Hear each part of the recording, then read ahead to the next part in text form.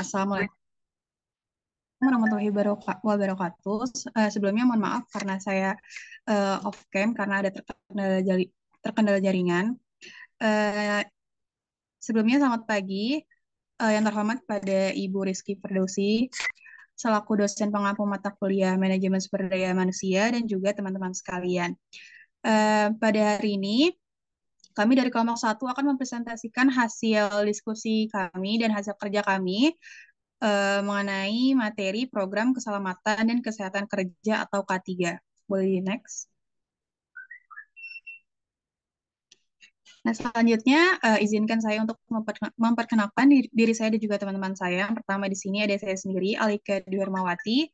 Lalu ada Danita Khirunisa, ada Dina Nurliana, Eka Faradila, Ezra Patricia, Madit Tiara, Melveni Fitris, dan juga Muhammad Ramadan. Boleh di next. Nah, jadi pada materi kali ini kami akan membahas konsep dasar K3, lalu menyusun rancangan program K3, dan juga nanti ada beberapa contoh kasus dari materi kita kali ini. Boleh di next. Nah, jadi di sini saya akan menjelaskan dulu apa itu pengertian dari K3. Jadi K3 ini kepanjangannya merupakan kesehatan dan keselamatan kerja. Jadi definisi K3 ini dibagi menjadi 3 bagian, yaitu menurut filosofi, keilmuan, dan juga standar OSAS.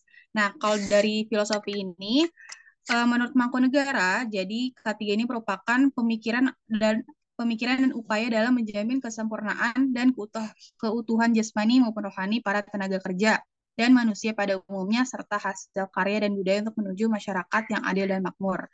Yang kedua di sini ada menurut Sumakmur. Jadi K3 ini merupakan keselamatan kerja, merupakan rangkaian usaha untuk menciptakan suasana kerja yang aman dan tentram bagi para pekerja yang bekerja di perusahaan yang bersangkutan. Lalu selanjutnya di sini ada yang menurut Simanjuntak. Jadi keselamatan kerja merupakan kondisi keselamatan yang bebas dari risiko kecelakaan dan kerusakan di mana kita bekerja yang mencakup tentang kondisi bangunan, kondisi mesin, peralatan keselamatan, dan juga kondisi kerja. Nah, selanjutnya di sini terakhir ada menurut Jackson. Jadi kesehatan dan keselamatan kerja menunjukkan kepada kondisi-kondisi fisiologis fiskal dan psikologis tenaga kerja yang diakibatkan oleh lingkungan kerja yang disediakan oleh perusahaan. Boleh di next. Untuk selanjutnya akan dijelaskan oleh rekan saya. Selanjutnya ada pengertian K3 dari menurut keilmuan. Kesehatan dan keselamatan kerja atau K3 merupakan suatu cabang ilmu pengetahuan dan penerapan dengan mempelajari cara mencegah terjadinya kecelakaan kerja, penyakit akibat kerja, kebakaran, peledakan, dan pencemaran lingkungan. Selanjutnya ada dari menurut definisi standar OSAS. K3 merupakan semua kondisi dan faktor yang dapat berdampak pada keselamatan dan kesehatan para tenaga kerja, maupun orang yang lain, seperti kontraktor, pemasok, pengunjung, dan tamu di tempat kerja. Boleh di next. Selanjutnya akan dijelaskan oleh teman saya. Adapun resiko dan pengendalian dari K3 ini. Ada tahapan yang perlu dilakukan dalam menerapkan K3, yaitu pertama, kita menentukan analisa yang dilakukan berdasarkan konteks yang ditentukan, seperti tingkat kemungkinan, yaitu ada frequent, probable, occasional, unlikely, sama improbable. Itu ada deskripsinya, yaitu selalu terjadi, sering terjadi, kadang-kadang dapat terjadi, mungkin dapat terjadi, dan sangat jarang terjadi. Kemudian ada tingkat keparahan, yaitu catastrophic, major, moderate, minor, sama negligible, yaitu dari yang meninggal dunia, cacat permanen atau serius, kerusakan lingkungan yang parah, kebocoran B3, dan lain-lain. Lalu ada hilang hari kerja, cacat permanen atau sebagian, kerusakan lingkungan sedang, kerugian finansial, dan lain-lain. Lalu ada membutuhkan perawatan medis, terganggunya pekerjaan, kerugian finansial cukup besar, dan lain-lain. Lalu ada penanganan P3K, tidak terlalu memerlukan bantuan dari luar, biaya finansial sedang, dan biaya pengobatan kurang dari 1 juta. Dan yang terakhir, tidak mengganggu proses pekerjaan, tidak ada cedera, kerugian finansial kecil, dan biaya pengobatan kurang dari 100.000. Lalu ada skala tingkat resiko, yaitu dari 17 sampai 25 termasuk extreme high risk atau risiko yang sangat tinggi. Kemudian ada 10 sampai 16 yaitu high risk, yaitu risiko tinggi. 5 sampai 9 medium risk, dan 1 sampai 4 itu low risk. Kemudian ada identifikasi resiko, yaitu identifikasi bahaya, salah satu tahapan dari manajemen resiko K3 ini yang bertujuan untuk mengetahui semua potensi bahaya yang ada pada suatu kegiatan kerja atau proses kerja tertentu. Menurut Sohatman Ramli, identifikasi bahaya ini memberikan berbagai manfaat, yaitu mengurangi peluang kecelakaan, memberikan pemahaman bagi semua pihak mengenai potensi bahaya yang ada dari setiap aktivitas perusahaan, sebagai landasan sekaligus masukan untuk menentukan strategi pencegahan dan penanganan yang tepat, lalu memberikan informasi yang terdokumentasi mengenai sumber bahaya dalam perusahaan. Lalu ada metode yang dapat digunakan pada identifikasi bahaya ini, yaitu ada job safety analysis, job hazard analysis, fault tree analysis, event tree analysis, failure mode and effect analysis, hazard and operability study, dan yang terakhir itu ada preliminary hazard analysis. Selanjutnya akan dibahas oleh teman saya. Baik, selanjutnya ada penilaian risiko. Nah, setelah semua tahapan kerja itu diidentifikasi, langkah selanjutnya itu adalah melakukan penilaian risiko untuk menentukan besarnya tingkatan risiko yang ada. Nah, tahapan ini dilakukan melalui proses analisa risiko dan juga evaluasi risiko. Selanjutnya ada pengendalian risiko. Dapat diketahui bahwa urutan dari pengendalian risiko itu yang pertama ada eliminasi. Nah, di dalam eliminasi ini pengendalian risiko dilakukan dengan cara memodifikasi proses, metode atau material untuk mengurangi dampak K3. Yang kedua ada substitusi. Dalam hierarki ini pengendalian risiko ini dilakukan dengan cara mengganti material, zat atau proses dengan yang tidak atau kurang berdampak gitu. Yang ketiga ada rekayasa engineering.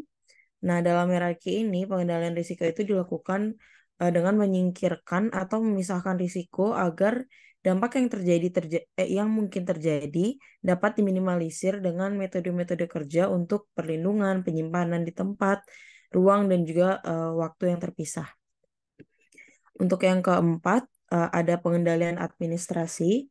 Nah, dalam hierarki ini, pengendalian risiko itu dilakukan dengan menyesuaikan waktu dan kondisi dengan proses administrasi. Misalnya itu dengan membuatkan standar prosedur atau working instruction, terus ada works permit, dan juga pelatihan-pelatihan, dan serta kebutuhan sertifikasi operator dan sertifikasi alat berat.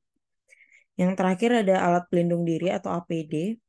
Nah, pengendalian risiko ini dilakukan dengan cara memberikan atau menggunakan APD yang sesuai dan memadai guna menghindari keparahan dari dampak yang mungkin terjadi. APD ini digunakan sebagai upaya terakhir ya. Lalu selanjutnya ada komunikasi dan konsultasi. Nah, menginformasikan kepada pekerja tentang penggunaan alat pengendali bahaya dan alasan penggunaannya, serta memastikan alat pengendali bahaya itu potensial digunakan itu harus dengan secara benar untuk menghindari adanya bahaya-bahaya yang terjadi di lapangan. Yang terakhir ada pemantauan dan tinjauan ulang. Nah, untuk menentukan periode pemantauan dan tinjauan risiko itu berdasarkan yang pertama sifat dari bahaya, terus magnitude risiko, perubahan operasi, perubahan dari metode kerja, dan juga perubahan peraturan dan organisasi. Selanjutnya akan dijelaskan oleh rekan saya. Baik, selanjutnya ada menyusun rancangan program K3. Yang pertama yaitu evaluasi program K3 saat ini. Langkah pertama dalam menyusun program K3 yang berkelanjutan adalah dengan melakukan evaluasi terhadap terhadap program K3 yang sedang berjalan. Evaluasi ini perlu melihat apakah program tersebut sudah mencapai sasaran yang ditetapkan dan apakah sudah efektif dalam mengurangi risiko dan bahaya di tempat kerja. Evaluasi juga dapat membantu mengidentifikasi kelemahan dalam program yang sudah ada sehingga dapat diperbaiki. Lalu, yang kedua adalah identifikasi. Setelah melakukan evaluasi, langkah selanjutnya adalah mengidentifikasi program K3 yang diperlukan untuk mencapai sasaran K3. Program-program ini haruslah relevan dengan kebutuhan K3 yang diidentifikasi sebelum dan harus dapat membantu mengurangi risiko dan bahaya di tempat kerja. Lalu setelah program-program K3 diidentifikasi, selanjutnya adalah menetapkan rencana aksi yang terukur untuk masing-masing program. Rencana aksi harus mencakup langkah-langkah spesifik yang harus diambil untuk mencapai sasaran K3, termasuk waktu pencapaian, anggaran yang dibutuhkan, dan pengukuran pencapaian. Rencana aksi juga harus memperhitungkan risiko dan bahaya yang terkait dengan program K3 dan harus menyertakan tindakan mitigasi yang sesuai. Setelah rencana aksi disusun, langkah selanjutnya adalah melaksanakan program K3. Pelaksanaan program harus melibatkan seluruh pihak yang terlibat, termasuk manajemen, supervisor, dan pekerja. Setelah program K3 dilaksanakan, langkah terakhir adalah melakukan evaluasi dan perbaikan program K3. Evaluasi harus dilakukan secara teratur untuk memastikan program K3 terus berjalan efektif dan sesuai dengan tujuan yang ditetapkan. Jika ada kelemahan dalam program, perbaikan harus dilakukan secepat mungkin. Untuk selanjutnya akan dijelaskan oleh rekan saya.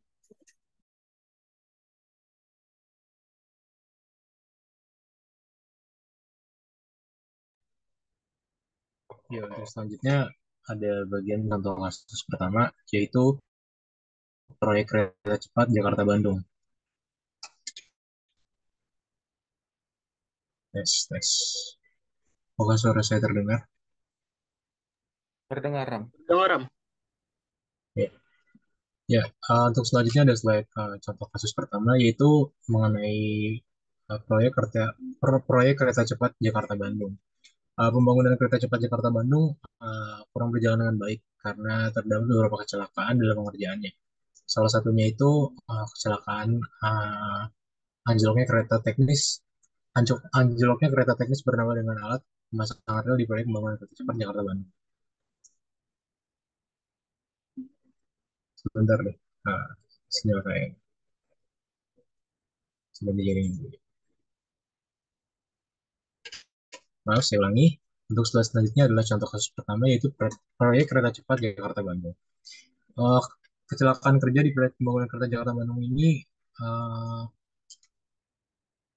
pembangunan kereta, aduh ya Allah, bentar nih. Saya salah slide nih. Saya kurang fokus, sorry. Bentar.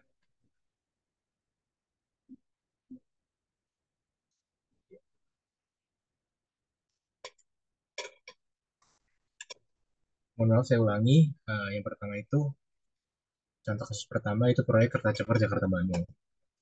Pembangunan kereta cepat Jakarta-Bandung rupanya kurang berjalan dengan baik. Terdapat beberapa kecelakaan dalam pengerjaannya. Salah satu kecelakaan tersebut adalah anjloknya kereta teknis dengan pemasangan alat rel di proyek pembangunan kereta cepat Jakarta-Bandung. Kereta kerja berupa lokomotif berwarna hijau tua yang keluar dari lintasan proyek kereta cepat Jakarta-Bandung. Itu kecelakaannya terjadi pada Minggu 18 Desember 2022. Tepatnya di Kampung Cempaka, Desa Cempaka Bakar, Kabupaten Bandung, Jawa Barat.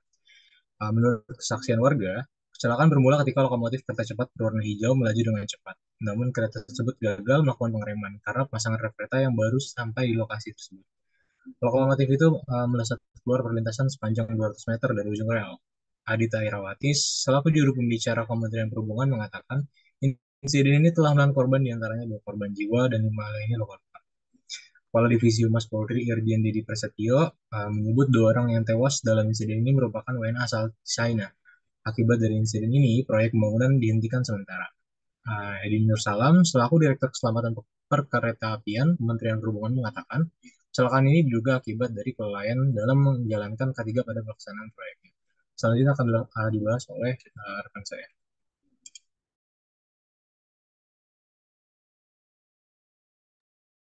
Baik, selanjutnya ada contoh dan analisis kasus kedua, yaitu section marking cutting. Terdapat 15 langkah kerja di dalam section marking cutting ini, yaitu mempersiapkan alat marking, mempersiapkan material yang akan dimarking, aktivitas marking, membersihkan material yang telah dimarking, memindahkan material yang telah dimarking untuk memasuki proses pemotongan atau cutting. Lalu membersihkan area kerja setelah melakukan proses, mempersiapkan material yang akan dipotong, mempersiapkan mesin dan kabel power, memasang selang LPG dan oksigen ke mesin potong, menyalakan mesin potong dengan cara membuka tuas LPG dan oksigen, lalu aktivitas pemotongan, membersihkan material yang telah dipotong, mengecek kembali material yang telah dipotong, memindahkan material yang telah dipotong untuk memasuki proses selanjutnya, dan yang terakhir membersihkan, merapikan area kerja setelah melakukan proses pemotongan. Boleh di next.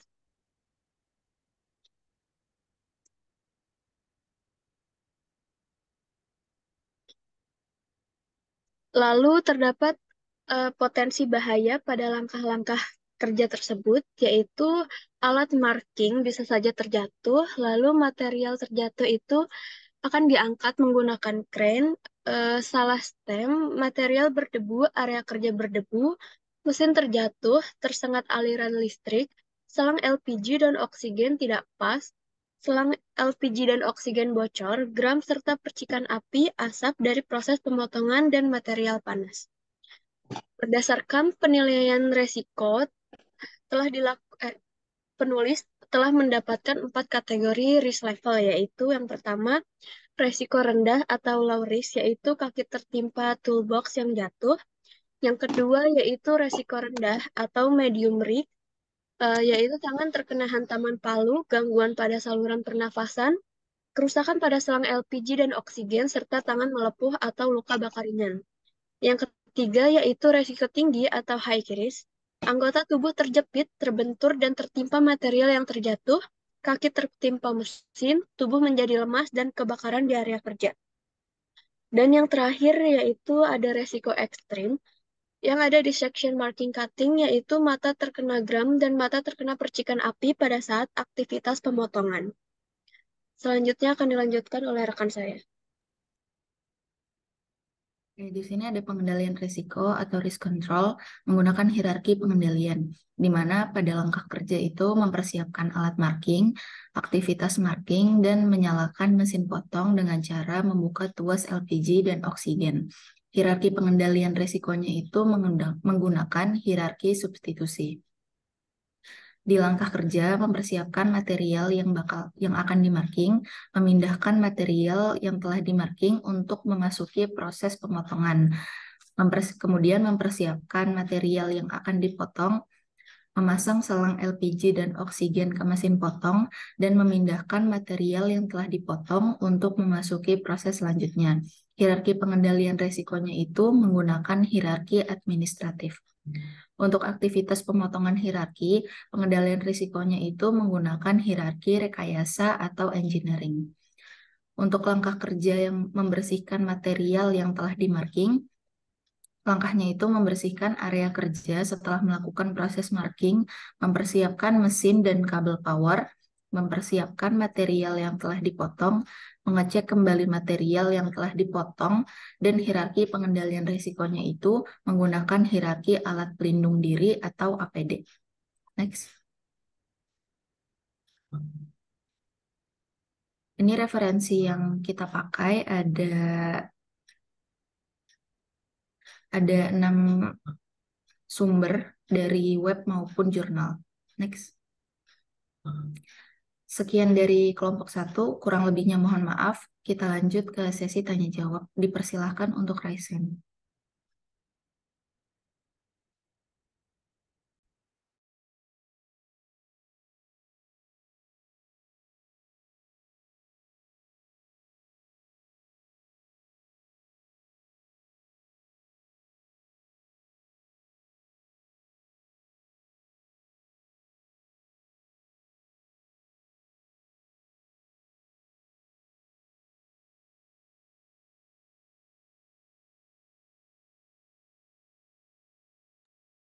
Baik, dipersilakan untuk Maria untuk memberi pertanyaannya.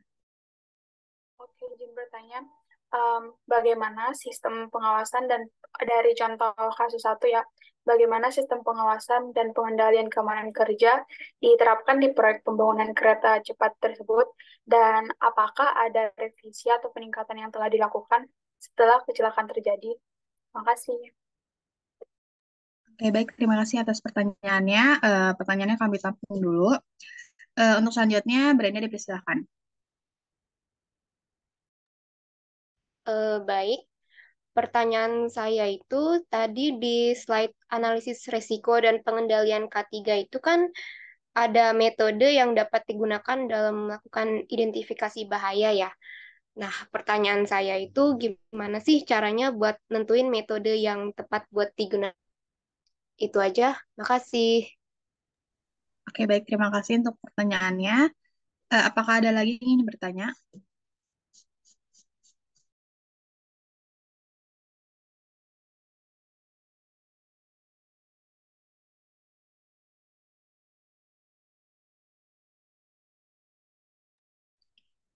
Oke, mungkin cukup. Izinkan kami untuk memberi waktu sebentar untuk berdiskusi. Terima kasih.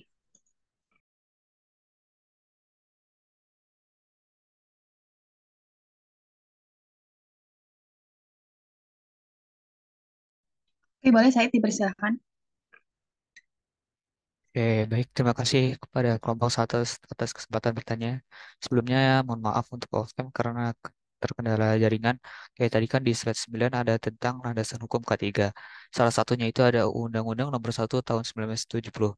Kalau saya lihat tuh di pasal 15-nya menyatakan bahwa pelanggaran terhadap K3 diberikan sanksi atau hukuman berupa kurungan 3 bulan atau denda sebesar Rp100.000.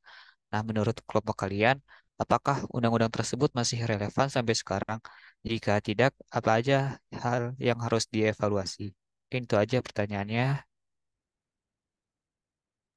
Oke, baik. Terima kasih untuk pertanyaannya. Selanjutnya kami akan berdiskusi terlebih dahulu. Mohon waktunya. Terima kasih.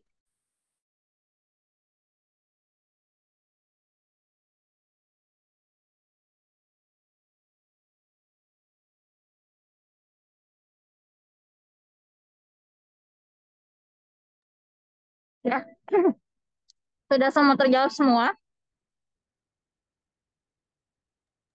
Belum, Bu. Kami sedang berdiskusi sebentar.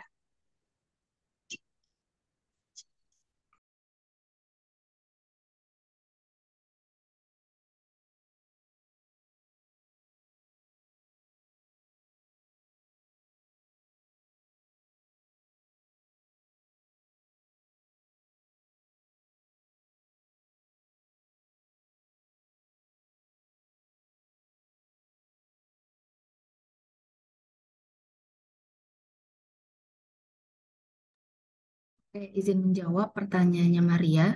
Tadi mengenai dari contoh kasus satu, gimana sistem pengawasan dan pengendalian keamanan kerja yang diterapkan di proyek pembangunan kereta cepat, dan apakah ada revisi atau peningkatan yang sudah dilakukan pasca kecelakaan. Nah, setelah kami melakukan research, jadi setelah kecelakaan di proyek kereta cepat Jakarta-Bandung pada Desember 2022 itu, Kementerian Perhubungan langsung menghentikan sementara proyek konstruksi buat melakukan proses investigasi lebih lanjut. Tapi update dari beritanya itu belum ada informasi yang jelas mengenai revisi atau peningkatan sistem pengawasan dan pengendalian kerja yang udah dilakukan setelah kecelakaan ini. Jadi masih belum ada masih belum ditingkatin gitu pengawasannya. Mungkin masih di proses investigasi. Apakah terjawab, Maria? Oh, oke, kamu kasih jawabannya. Sama-sama. Baik, izin masuk. Saya akan jawab pertanyaan dari Brenda dari kelompok 3 ya. Tadi nanyanya gimana caranya buat nentuin metode identifikasi bahaya yang tepat untuk digunakan. Nah, sebelum kita menentukan metode yang akan digunakan, tentunya itu yang pertama harus mengidentifikasi masalah atau kasus yang dihadapi dulu. Karena kalau kita nggak tahu masalahnya apa, kita nggak bisa milih metodenya gitu lah istilahnya. Terus setelah udah mengidentifikasi masalahnya, kita harus ngumpulin dulu nih informasi sama data yang terkait sama masalah atau kasusnya. Nah, setelah informasinya itu udah dikumpulin, sebelum nentuin metodenya kita harus analisis informasi sama data yang udah dikumpulin dulu. Nah, setelah kita analisis apa yang diperluin dari masalahnya, dari data-datanya, dari kasusnya, baru kita bisa menentukan metode atau pendekatan yang tepat untuk menyelesaikan masalah dari kasus yang kita punya itu. Nah, setelah kita udah bisa nentuin metodenya, baru bisa diimplementasikan dan juga dievaluasi hasil dari pemilihan metode itu. Apakah terjawab? Sudah terjawab, terima kasih. Sama. Ya, saya izin menjawab untuk pertanyaannya Said. Ya, jadi untuk jawabannya Said itu, Undang-Undang Nomor 1 Tahun 1970 tentang keselamatan kerja di Indonesia itu undang-undang yang berusianya udah lama dan perlu dievaluasi lagi sih benar. Dan juga ada beberapa alasan kenapa itu undang-undang itu harus dievaluasi kembali. Jadi yang pertama itu besaran dendanya, hukuman kurungannya, terus adanya ketentuan yang lebih spesifik, pendekatan pencegahan, lalu juga perlindungan pekerja. Dan untuk rinciannya itu, jadi yang pertama, terus untuk besaran denda itu sendiri. Besaran denda sebesar 100.000 itu yang ditetapkan pada tahun 1970 sangat kecil jika dibandingkan dengan nilai uang saat ini. Dan juga biaya hidup saat ini kan meningkat tuh, jadi denda untuk 100.000 itu masih sangat kecil, makanya perlu dievaluasi. Selanjutnya ada penghukuman kurungan. Kurungan 3 bulan sebagai sanksi untuk pelanggaran ketiga juga perlu dievaluasi, karena banyak negara yang telah mengadopsi pendekatan yang lebih berfokus pada sanksi administratif dan denda ketimbang hukuman kurungan untuk pelanggaran ketiga tersebut. Lalu ada ketentuan yang lebih spesifik. Undang-undang ketiga ini, undang-undang yang lebih modern, sering kali mencakup ketentuan yang lebih spesifik dan relevan dengan resiko K3 yang ada saat ini, seperti resiko yang terkait dengan teknologi dan industri modern. Oleh karena itu, undang-undang tersebut mungkin perlu diperbarui lagi untuk mencerminkan perubahan dalam lingkungan kerja. Karena ya itu tadi, sebagai contoh, teknologi dan industri dulu sama sekarang tuh beda. Jadi otomatis resiko-resiko yang didapat juga bakal beda. Lalu ada pendekatan pencegahan. Selain sanksi, undang-undang ketiga yang lebih modern seringkali lebih berfokus pada pendekatan pencegahan termasuk perlibatan aktif pekerja dan juga pengusaha dalam meminimalkan risiko dari K3 itu sendiri. Terus juga terakhir ada perlindungan pekerjaannya. Dan juga perlu apa ya? Perlu diperkuat lagi ketentuan yang melindungi pekerja, terutama pekerja yang rentan seperti pekerja migran atau pekerja kontrak, dan mengatur tanggung jawab yang lebih besar lagi bagi pengusaha dalam melindungi para pekerjanya. Ya, jadi kesimpulannya untuk aturan ini tuh udah perlu, memang harus dievaluasi lagi, diubah lagi karena adanya perbedaan zaman dulu dan sekarang. Itu saja Said, apakah terjawab? Sangat terjawab, Rama. Terima kasih atas penjelasannya.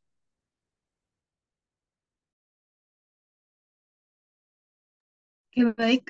Semua pertanyaan sudah terjawab. Kami tutup. Kurang lebihnya mohon maaf. Wassalamualaikum warahmatullahi wabarakatuh.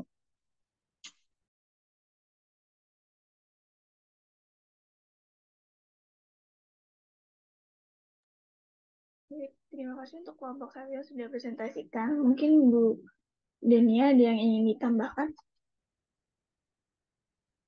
Oke, baik. Kita udah ngebahas K3 ya. Tadi kan kita udah ngebahas K3 ya. K3 itu mungkin kalau dengar kata K3, orang-orang identik berkepikiran soal pabrik atau mungkin yang kerja di shore. Tapi sebenarnya sehari-hari pun yang tinggal kerjanya di office atau sebenarnya kerja dari anywhere, dari kafe atau kopi itu pun juga harus memperhatikan K3 ya.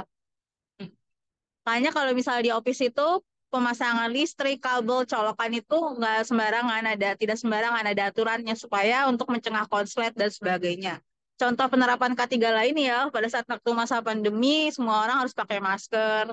Oh, kemudian di tempat contoh lain di tempat medis, kalau dokter dan sejawat seperti suster, nurse dan apoteker itu harus pakai screw stub ya yang namanya. Kayak jaket jas khusus dokter itu contoh penerapan K3. Baik, terima kasih kelompok satu. Karena waktu kita terbatas, sementara kita mau 2 pertemuan, bisa dilanjut langsung ya ke kelompok 2.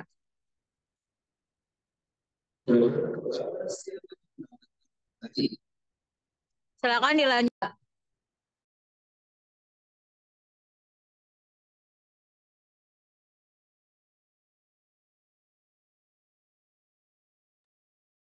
Ibu izin untuk memulai ya. Assalamualaikum warahmatullahi wabarakatuh. Selamat pagi kepada Ibu Dania dan teman-teman semua. Kami dari kelompok 2 akan mempresentasikan materi mengenai penilaian kinerja berbasis teknologi. Boleh di next? Sebelumnya, izinkan saya untuk memperkenalkan anggota dari kelompok 2 yang terdiri dari Alma Ardia Pramesti, Iken Krisma Ayu, Muhammad Justin Al-Kautsar, Mutiara Putri Ananda, Syafina Putri Maharani, Tiara Dwi Puspita, saya sendiri Zarani Denisa Pramaisela, dan Zikri Alamsyah. Next. Selanjutnya itu ada di definisi dari penilaian kinerja.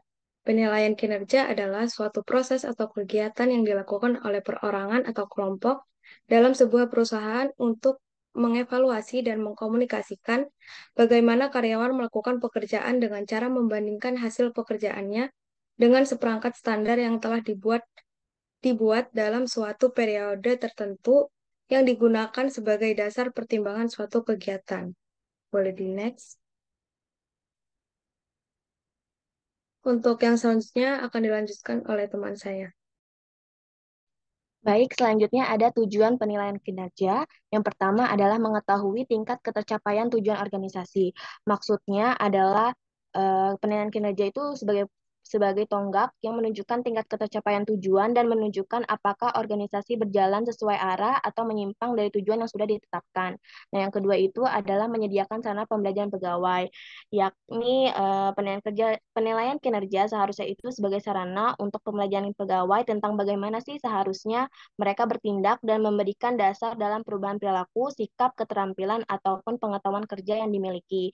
Yang ketiga adalah memperbaiki kinerja periode-periode berikutnya, yakni penerapan penilaian kinerja dalam jangka panjang bertujuan untuk membentuk budaya berprestasi di dalam organisasi dengan menciptakan keadaan di mana setiap orang dalam organisasi itu dituntut untuk berprestasi.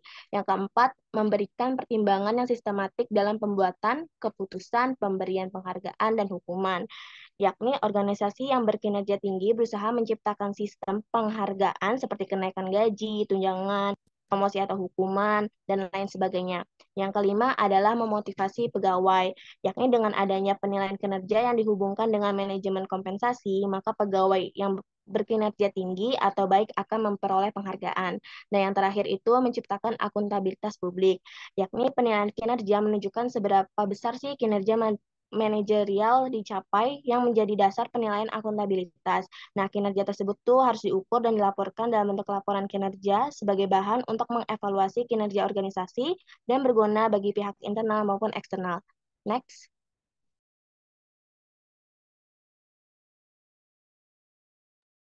Selanjutnya akan dijelaskan oleh teman saya. Baik, selanjutnya ada kriteria penilaian kinerja. Ini dibagi dua. Yang pertama ada 3 macam kriteria yang sering digunakan dalam proses penilaian kinerja karyawan, yaitu yang pertama ada hasil kinerja individu. Jadi jika hasil kinerja adalah aspek kerja yang diutamakan pada jabatan tersebut, maka hasil kerja individu dapat dijadikan kriteria penilaian. Yang kedua ada perilaku. Pada banyak jabatan sulit menentukan keluaran tertentu yang dapat dijadikan kriteria penilaian.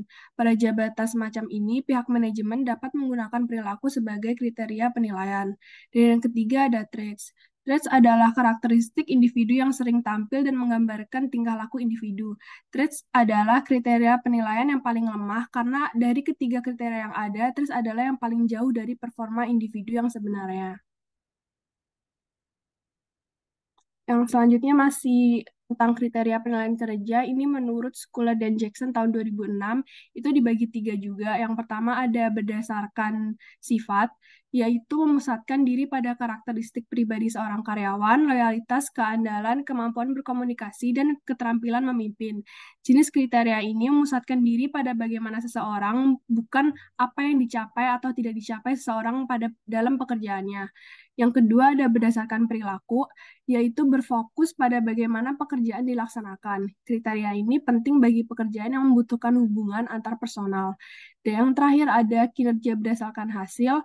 Kriteria ini berfokus pada apa yang telah dicapai atau dihasilkan daripada bagaimana sesuatu dicapai atau dihasilkan.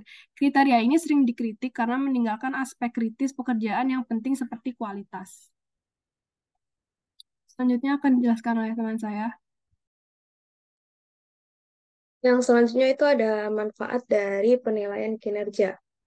Di sini ada 2 manfaat. Yang pertama ada manfaat penilaian kinerja yang dirasakan oleh perusahaan. Yang pertama itu ada dokumentasi mengenai hasil penilaian kinerja yang bisa digunakan untuk kepentingan perusahaan. Yang kedua ada hasil penilaian dapat dijadikan dasar rasional dalam menentukan bonus yang akan diterima oleh karyawan atau pegawai. Yang ketiga ada memberi feedback kepada karyawan. Yang keempat ada memberi penilaian mengenai sejauh mana sikap dan kemampuan individu dalam melakukan kerjasama dalam tim. Berikutnya itu ada manfaat penilaian kinerja yang dirasakan oleh karyawan. Yang pertama ada feedback hasil penilaian dibutuhkan karyawan agar ke depannya kinerja karyawan menjadi lebih baik dari sebelumnya. Yang kedua ada dalam pemberian kompensasi dan bonus, penilaian kinerja dibutuhkan agar adil serta dapat membedakan mana yang kinerjanya baik dan mana yang kinerjanya kurang baik.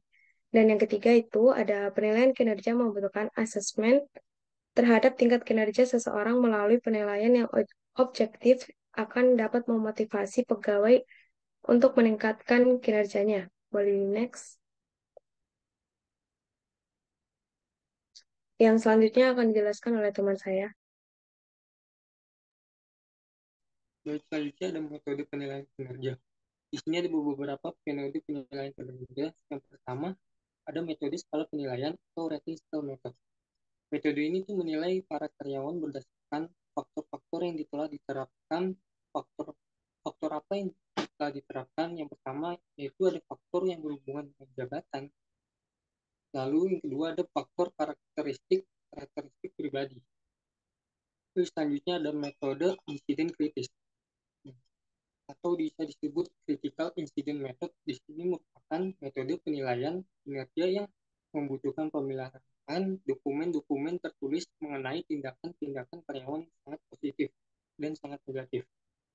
Selanjutnya ada metode essay atau essay method. Ini merupakan suatu metode evaluasi kinerja untuk karyawan di mana atasnya menulis narasi singkat yang menggambarkan kinerjanya. Metode ini memang cenderung memfokuskan pada perilaku yang lebih spesifik dalam pekerjaan karyawan, bukan untuk kinerja sehari-hari yang rutin. Penilaian dengan metode ini juga sangat bergantung pada kemampuan menulis dari atasan atau penilai. Selanjutnya ada metode standar kerja atau work standard method. Metode ini membandingkan kinerja setiap karyawan dengan standar yang telah ditetapkan atau tingkat output yang diharapkan. Metode ini biasanya digunakan untuk menentukan standar kerja di studi waktu dan pengambilan sampel pekerjaan atau work sampling. Selanjutnya ada metode peringkat atau ranking method. Ini sebuah metode evaluasi kinerja di mana atasan sebagai penilai memasukkan seluruh karyawan dalam sebuah tim ke dalam urutan kinerja tim keseluruhan. Misalnya, karyawan yang memiliki kinerja terbaik dalam tim akan diberikan peringkat atas, dan sebaliknya karyawan dengan kinerja terendah akan mendapatkan peringkat bawah. Selanjutnya ada metode distribusi dipaksakan. Metode ini tuh mengharuskan penilai untuk membagi orang-orang dalam sebuah kelompok kerja ke dalam jumlah kategori terbatas, mirip dengan suatu distribusi frekuensi normal. Selanjutnya ada metode skala penilaian berjangkar perilakuan atau behaviorally answer rating scale. Metode ini itu menggabungkan unsur-unsur skala penilaian tradisional dengan metode insiden kritis. Bentuk metode penilaian kinerja ini menggunakan sistem rating angka yang bisa diisi oleh konsumen atau klien. Terakhir ada metode sistem berbasis hasil. Nah, metode ini tuh merupakan suatu bentuk manajemen berdasarkan tujuan atau manajemen by objektif.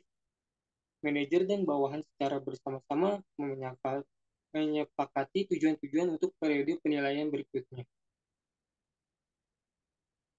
Next.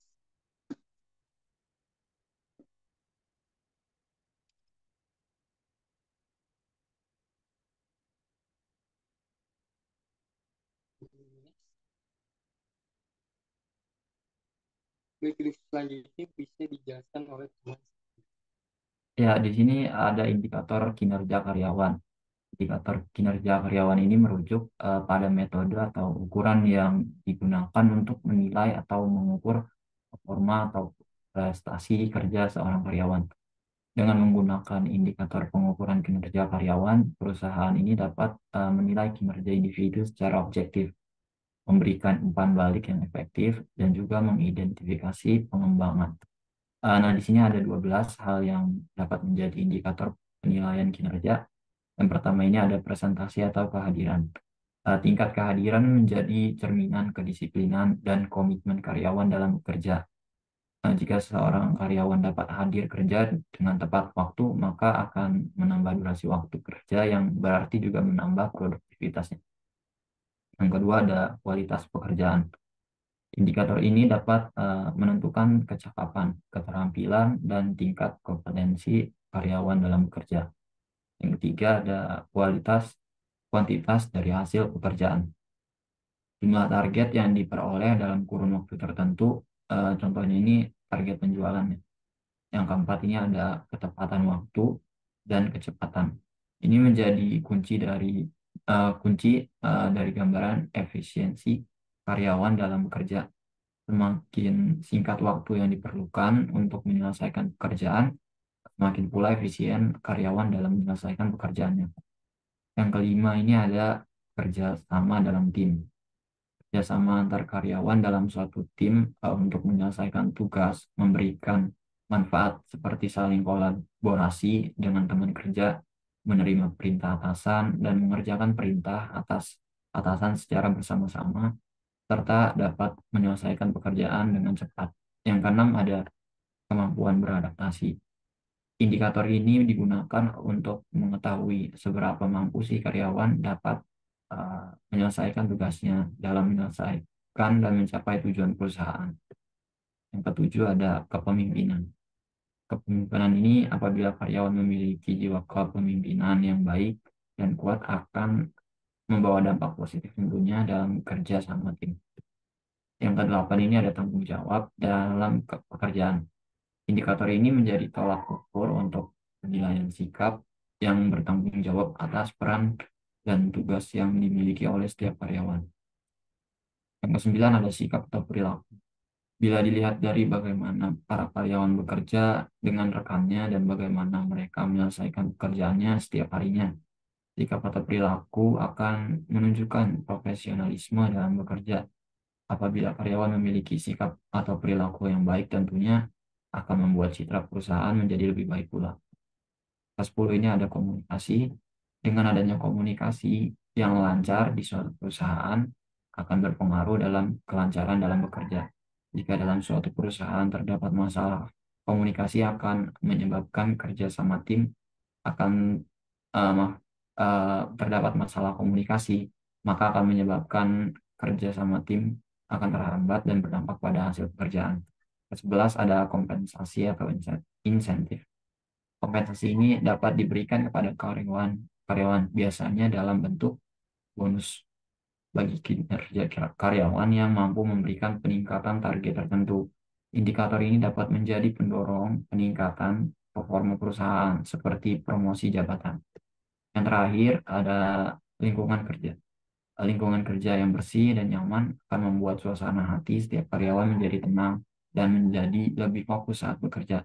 Perlengkapan alat kerja di perusahaan yang nyaman dan lengkap juga akan membuat setiap karyawan bekerja dengan maksimal. Di next. Selanjutnya akan dijelaskan oleh rekan saya. Selanjutnya ada mengoperasikan aplikasi penilaian kinerja. Penilaian kinerja karyawan merupakan cara mengetahui seberapa baik kinerja karyawan dalam mencapai sasaran tahunan. Namun, mengevaluasi pada akhir tahun sering tidak efektif.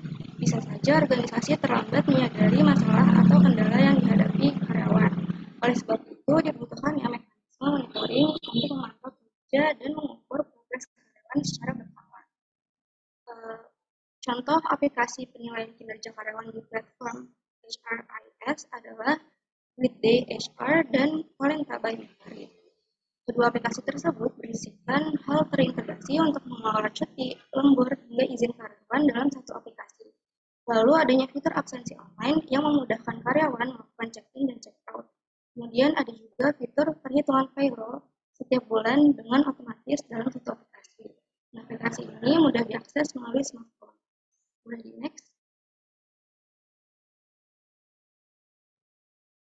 Selanjutnya ada manfaat penggunaan aplikasi penilaian kinerja. Yang pertama, penilaian lebih objektif berbasis data, karena dilihat berdasarkan data kuantitas dan kualitas pekerjaan. Data waktu penyelesaian, data produktivitas, data kehadiran, dan lain-lain yang bisa diverifikasi. Yang kedua, menggunakan metode yang terukur. Beberapa aplikasi menggunakan metode penilaian kinerja yang melibatkan matriks pengukuran, seperti manajemen by objective atau MBO, Objective and Key Result atau OKR, Key Performance Indicators atau KPI, dan lainnya. Penggunaan metode penilaian kerja terukur memberikan data yang dapat dipertanggungjawabkan dan menjadi dasar dalam pengambilan keputusan yang adil. Misalnya, karyawan yang memiliki kinerja lebih baik yang ditunjukkan dengan skor KPI tinggi berhak mendapatkan kenaikan gaji yang lebih tinggi juga. Nah, tabel tersebut merupakan contoh penilaian kinerja karyawan dengan skor KPI sebagai dasar dalam kebijakan reward karyawan berupa kenaikan gaji tahunan. Jadi kalau skor akhirnya di atas 120%, kenaikan gajinya 10-12%. Skor akhirnya 101-120%, kenaikan gajinya 7-9%. Skor akhirnya 100%, kenaikan gajinya 6% atau sesuai inflasi. Dan skor akhirnya di bawah 100%, karyawan tersebut tidak mendapatkan kenaikan gaji. Yang ketiga, menaikkan motivasi karyawan. Dengan penilaian yang transparan, karyawan lebih bersemangat untuk mencapai sasaran individu maupun tim, karena semuanya telah terukur. Yang keempat, monitoring kinerja sepanjang tahun. Monitoring ini dibutuhkan untuk menganalisis pencapaian target berjalan tanpa perlu menunggu hingga setahun. Proses ini memungkinkan atas mengidentifikasi masalah lebih awal, memberi feedback pada karyawan atas kinerja mereka, atau menawarkan pelatihan untuk memperbaiki kinerja bila diperlukan. Dan yang kelima, menguji efektivitas rekrutmen. Data dari platform penilaian kinerja karyawan dapat digunakan untuk menguji keberhasilan dan efektivitas rekrutmen.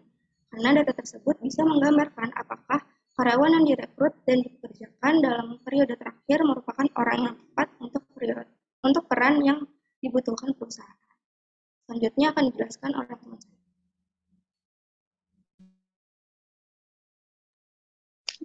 Baik,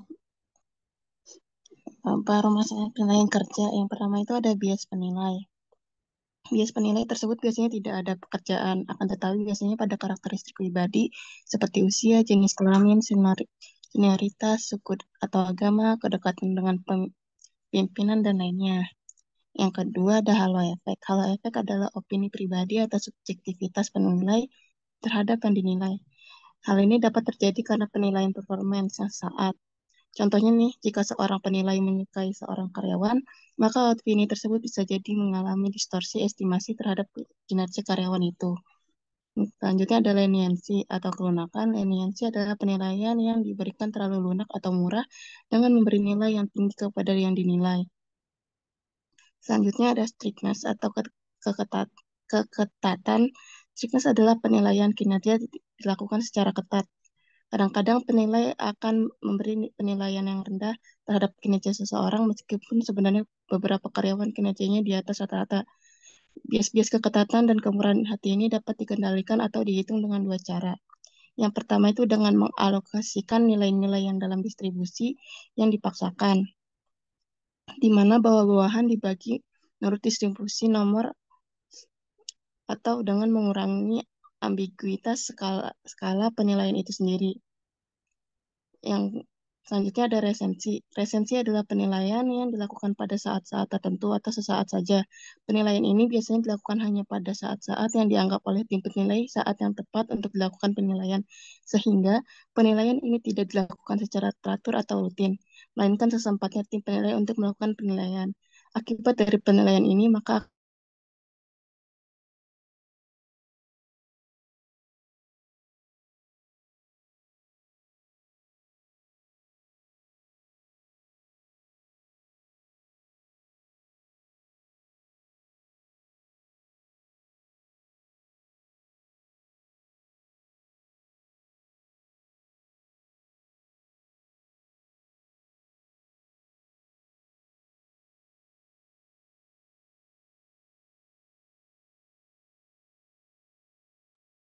Selanjutnya ada implementasi penilaian kinerja berbasis teknologi. Implementasi adalah penerapan dari rencana yang telah disusun matang dan terperinci sehingga memberi dampak baik berupa pengetahuan, keterampilan, maupun sikap dan nilai untuk mencapai tujuan dari rencana tersebut. Sedangkan sistem teknologi informasi adalah prosedur teknologi untuk mendapatkan, mengolah, memproses, mengatur, dan menyelesaikan data sehingga menghasilkan informasi berkualitas dan akurat. Sistem informasi teknologi tidak sekedar memanfaatkan bentuk fisik seperti komputer, tetapi mencakup hal lain yang tak terlihat seperti perangkat lunak atau aplikasi. Komponen utama sistem teknologi informasi berupa data, perangkat keras atau hardware, perangkat lunak atau software, perangkat jaringan atau netware, dan orang itu sendiri atau SDM yaitu brainware. Sistem teknologi informasi memiliki 5 peran utama dalam organisasi yaitu efisiensi, efektivitas, komunikasi, kolaborasi, dan kompetitif, serta hal lain yang membantu organisasi dalam membuat pekerjaan sehari-harinya menjadi efisien dan efektif. Implementasi teknologi informasi tidak luput dari bidang SDM. Contoh penerapan sistem teknologi informasi digunakan instansi pemerintahan, para pegawai negeri sipil atau PNS dengan menerapkan teknologi kinerja atau disebut e-kinerja. E-kinerja merupakan aplikasi elektronik yang digunakan untuk penilaian kinerja dari PNS dan Satuan Kerja Perangkat Daerah atau SKPD. Sistem ini diterapkan pada Januari 2017 dan penggunaan sistem e-kinerja ini dalam penilaiannya dapat terhindar dari penilaian yang bersifat subjektif, sehingga hasil penilaian kinerja lebih optimal. Penggunaan e-kinerja mengharuskan PNS untuk setidaknya mengisi kegiatan yang mereka lakukan setiap harinya. Pengisian tersebut sebagai data awal dalam penilaian kinerja yang akan berdampak pada pemberian tunjangan kepada PNS. Ini salah satu contohnya ya, kalau misalkan lihat di kanan itu ada laman web dari Kementerian PUPR. Itu biasanya kalau kalian di Google dan kalian search e-kinerja, ada banyak perusahaan atau organisasi yang memakai e-kinerja seperti contoh yang di sini ada Kementerian PUPR, Kementerian Perhubungan, Kementerian Kesehatan, serta pemerintah di daerah provinsi atau kabupaten dan beberapa organisasi perusahaan. Biasanya laman-laman web ini, halaman utamanya itu pasti user dari penggunanya, serta passwordnya itu bisa password dari perusahaan atau NIP yang disediakan. Boleh di next?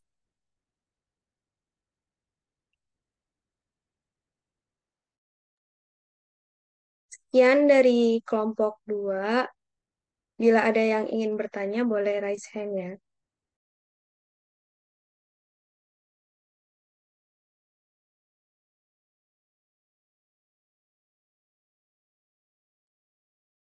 Oke, kepada Gio dipersilakan. Baik, sebelumnya terima kasih kepada kelompok penyaji atas penjelasannya. Saya Giovanni dari kelompok 4 ingin bertanya, bagaimana perusahaan itu dapat memastikan bahwa sistem penilaian kinerja memakai aplikasi atau berbasis teknologi sesuai dengan kebutuhan dan budaya perusahaan? Mungkin itu saja, terima kasih. Oke, baik Gio, terima kasih atas pertanyaannya. Selanjutnya itu ada Gustiar, silakan. Terima kasih. Perkenalkan, nama saya Gusti Rizky Ramadhani. Saya mau bertanya, di slide 13 kan dijelaskan mengenai implementasi penilaian kinerja berbasis teknologi. Ada nggak sih tantangan yang mungkin dihadapi perusahaan dalam mengimplementasi penilaian kinerja berbasis teknologi? Kalau ada, boleh dijelaskan. Oke, baik. Terima kasih, Gustian. Selanjutnya ada Fikri, dipersilakan. Ya, saya izin bertanya. Tadi kan dijelasin dalam permasalahan penilaian kerja tuh ada yang namanya strictness. Kira-kira apa sih kemungkinan efek yang bakal ditimbulin atau kasus yang mungkin sering kali terjadi dalam perusahaan kalau penilaian kerja yang dilakukan kepada karyawan itu terlalu strict? Terima kasih.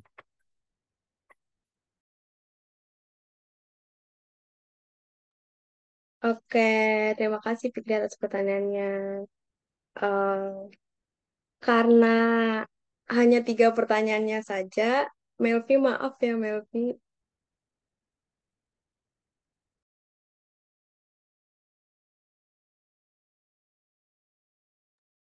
Izinkan kelompok kami untuk berdiskusi menja- mencari jawabannya.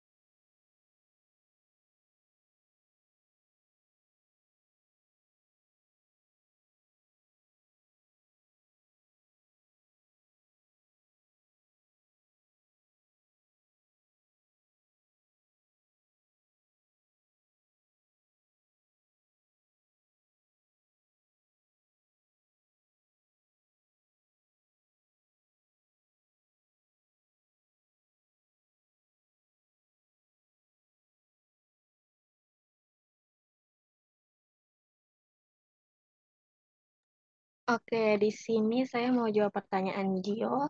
Tadi kalau tidak salah, ini pertanyaannya itu bagaimana sih perusahaan dapat memastikan bahwa sistem penilaian kinerja memakai aplikasi atau berbasis teknologi itu sesuai dengan kebutuhan dan budaya perusahaan.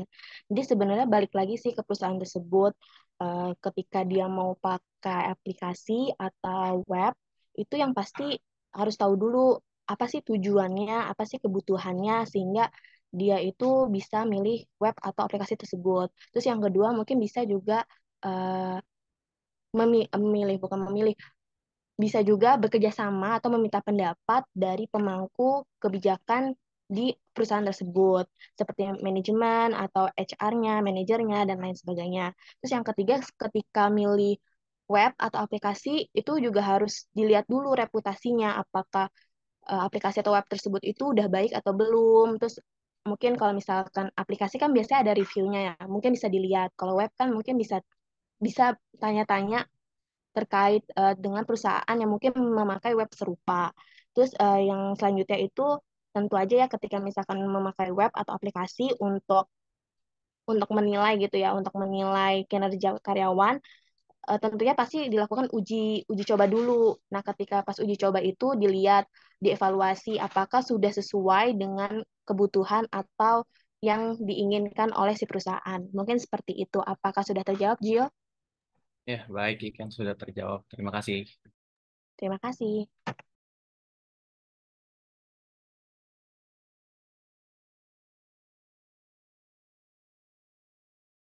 Baik, Oke. saya akan menjawab pertanyaan dari Fikri. Di pertanyaan Fikri, dalam permasalahan penilaian kerja ada yang dinamakan strictness atau kemungkinan efek yang akan ditimbulkan atau kasus yang sering kali terjadi jika dalam perusahaan penilaian kerja yang dilakukan kepada karyawan terlalu strict. Nah, jadi efek atau dampak yang akan ditimbulkan dari penilaian kinerja yang terlalu strict yaitu dapat menurunkan motivasi karyawan dan kontribusi karyawan menjadi kurang optimal karena mereka merasa sulit untuk mencapai target yang ditetapkan. Untuk jangka panjang ini akan merugikan perusahaan karena bisa berdampak pada terciptanya lingkungan kerja yang tidak harmonis yang berujung pada kecenderungan mencari pekerjaan di tempat lain yang menawarkan lingkungan yang lebih mendukung. Apakah dimengerti? Dimengerti. Terima kasih, Ara. Baik. Terima kasih, Fikri. Oke, izin masuk. Di sini saya akan menjawab pertanyaan dari Gustiar ya, di mana tadi inti pertanyaannya itu adalah tantangan yang dihadapi oleh perusahaan dalam mengimplementasikan penilaian kinerja berbasis teknologi. Tentunya ada yang pertama itu kan tantangan tantangan yang pertama itu ada memilih teknologi yang sesuai dengan kebutuhan perusahaan dan kultur kerja. Sistem yang terlalu kompleks atau tidak sesuai dengan proses bisnis dapat sulit diadopsi. Yang kedua itu ada pengenalan teknologi baru yang kedua itu ada pelatihan dan penerimaan karyawan. Terus yang ketiga itu ada privasi dan keamanan data, mengumpulkan dan menyimpan data kinerja karyawan memerlukan perhatian khusus terhadap privasi dan keamanan data. Perusahaan perlu memastikan bahwa data tersebut dilindungi dengan baik. Dan yang terakhir itu ada kualitas data kinerja, di mana keakuratan data kinerja karyawan itu sangat penting. Oke, itu aja, Gustiar, apakah terjawab? Sudah terjawab, makasih Jarani. Oke, terima kasih. Telah selesai sesi tanya jawab dari kelompok kami. Sekian dari kelompok kami. Terima kasih kepada teman-teman yang sudah aktif bertanya dan menyimak pada hari ini. Kurang lebihnya mohon maaf. Oke, Assalamualaikum warahmatullahi wabarakatuh. baik. Ini udah selesai ya, kan? Terima Ya, kasih. sudah, Bu. Oke, terima kasih atas sesi diskusinya, sesi tanya jawabnya. Terima kasih juga untuk kedua kelompok yang berpresentasi hari ini. Memang benar kalau misalnya untuk karyawan itu harus selalu ada penilaian ya, atau disebutnya KPI. Setiap karyawan itu biasanya mengejar KPI. Kenapa harus ada KPI? Karena kita bisa tahu juga dari KPI apakah perusahaan berkembang atau tidak.